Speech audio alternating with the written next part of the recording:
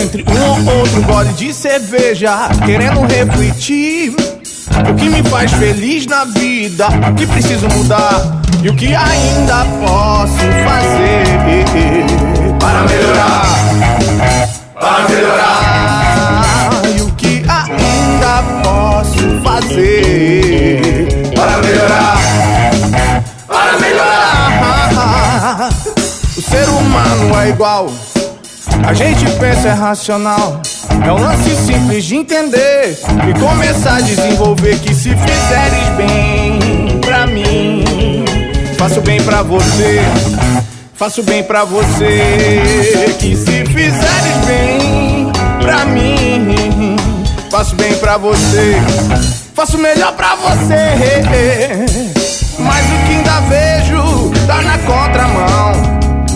É tanto preconceito, tanta discriminação. Eles criam leis, direitos e deveres, quase nada funciona. E querem me fazer acreditar em tudo, que ser rico é importante, ser pobre é vagabundo. E ainda divididos somos tribos, classes sociais.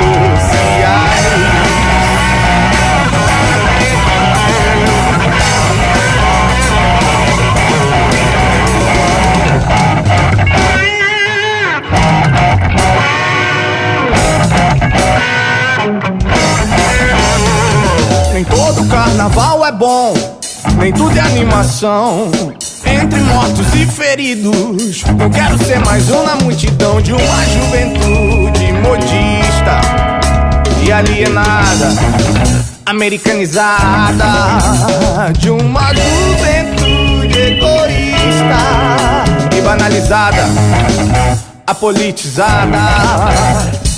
Mas o que ainda vejo tá na contramão. Tanto preconceito, tanta discriminação.